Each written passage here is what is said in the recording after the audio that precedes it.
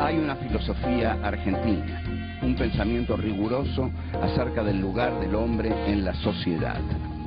Obras literarias como El Facundo, El Martín Fierro, El Matadero. Texto axial, fundamental, el plan revolucionario de operaciones de Mariano Moreno, Los muertos en Plaza de Mayo.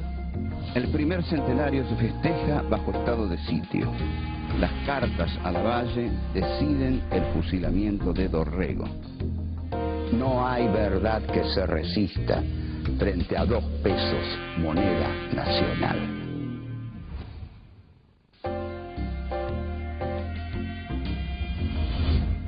Encuentro 7. Los caudillos del interior federal.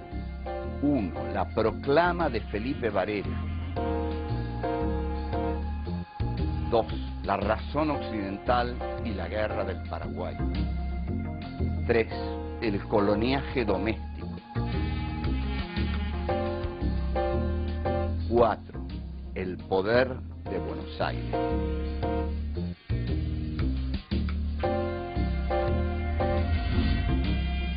Durante el siglo XIX, los intentos de Buenos Aires por consolidar su hegemonía en el resto del país determinan en las provincias el surgimiento de movimientos de resistencia encabezados por caudillos.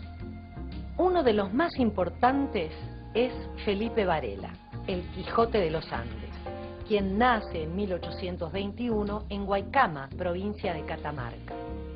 Varela se desempeña como oficial de la Confederación Urquicista y es uno de los que más encarnizadamente defiende la causa del federalismo luego de la victoria de Buenos Aires en la batalla de Pavón en 1861. Crítico implacable de la guerra del Paraguay y del gobierno de Mitre, lanza su proclama en diciembre de 1866. Un año más tarde es derrotado por los Taboada en la batalla de Pozo de Vargas y en enero de 1868 da a conocer en Bolivia su manifiesto. Allí plasma los principales lineamientos de su proyecto político bajo el lema «Viva la Unión Americana». Ese mismo año se instala definitivamente en Chile. Enfermo de tisis, muere el 4 de junio de 1870.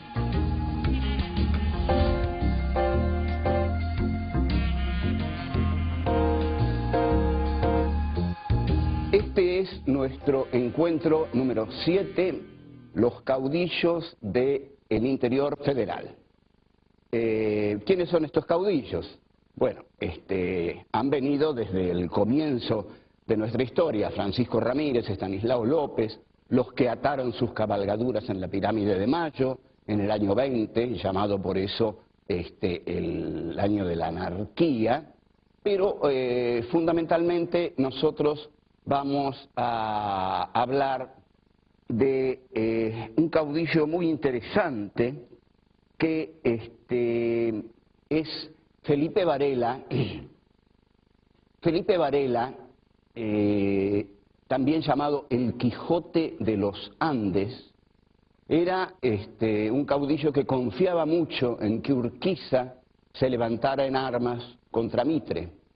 Si Urquiza se levantaba en armas contra Mitre, Varela pensaba que teniendo Mitre tantos problemas con la guerra del Paraguay, en la que le iba muy, muy mal, las montoneras del interior mediterráneo, que eran las que comandaba Varela, más el desgaste del ejército mitrista en la guerra del Paraguay, más el esperado levantamiento de Justo José de Urquiza, podrían converger en un avance triunfal sobre Buenos Aires. Sobre Felipe Varela hay una samba muy conocida, que es la Felipe Varela, porque Felipe Varela matando viene y se va. Hay una versión federal que dice porque Felipe Varela nunca mató por matar. La versión unitaria insiste en decir lo echaron a la frontera, de ahí no habrá de volver. Y la versión federal dice lo echaron a la frontera, seguro que ha de volver. En 1866, Felipe Varela lanza una proclama. Es muy interesante esto porque para esta historia del pensamiento argentino que estamos haciendo, los caudillos federales no tienen grandes textos porque no eran gente ilustrada. No era gente ilustrada. Los que tienen los grandes textos son los hombres de la élite de Buenos Aires, porque son los que reciben la cultura europea, los que leen los grandes libros europeos y escriben en consecuencia los libros que explican cómo hay que complementarse a Europa para que el país salga adelante. En cambio, los caudillos del interior argentino, que son una expresión muy interesante de este país porque no se dieron en otro país, o se dieron muy escasamente, pero aquí hubo grandes caudillos federales, grandes figuras, honestos, guerreros, que han pensado su praxis guerrera, pero la han pensado sin tener detrás a un Adam Smith, por ejemplo. Cuando Juan Bautista Alberdi escribe sus estudios económicos, los estudios económicos de Juan Bautista Alberdi son casi una glosa de la riqueza de las naciones de Adam Smith. Es decir, Alberdi escribe y a través de Alberdi es Adam Smith quien escribe, quien nos está diciendo: nosotros no los queremos a ustedes, los argentinos, como una colonia de Inglaterra. Lo que queremos nosotros con ustedes es comerciar. Después ustedes sean libres, tengan bandera, tengan puerto, tengan gobierno. Nosotros queremos comerciar. Y bueno, Alberdi entonces, que ha leído a Adam Smith, destila ese programa, digamos, que básicamente, como dice Smith, Inglaterra tiene que ser el taller del mundo y el resto del mundo tiene que ser el granero del mundo de Inglaterra, tal como la generación del 80, muy orgullosa, va a decir: somos el granero del mundo, que era exactamente lo que Inglaterra quería. Pero Varela, ¿qué tiene que hacer Varela? Tiene que justificar el proteccionismo, porque si Buenos Aires quiere el libre cambio, es porque Buenos Aires va a vivir de la introducción de las mercancías británicas. Si vienen las manufacturas y mercancías británicas, Buenos Aires se enriquece con ellas y le entrega a Gran Bretaña la producción primaria de los campos argentinos, que es una producción primaria que crece fácil, que crece abundante, a la que no hay que agregarle nada. Pero Varela tenía en sus pobres provincias una incipiente industria artesanal que, de haber sido protegida, habría tenido un aceptable desenvolvimiento. Habría hecho de esas provincias, no provincias miserables y pobres, sino provincias con una producción propia,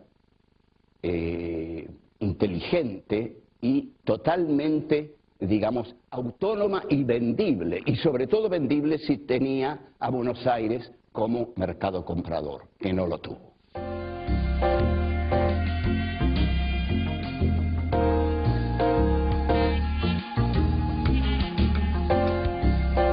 Tenemos que ver ahora un aspecto muy importante del desarrollo de esta parte de América Latina en el siglo XIX.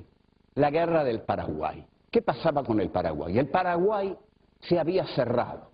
El Paraguay era proteccionista. El Paraguay no quería comerciar con los grandes centros imperiales. El Paraguay era lo que Sarmiento llamaba la China de América.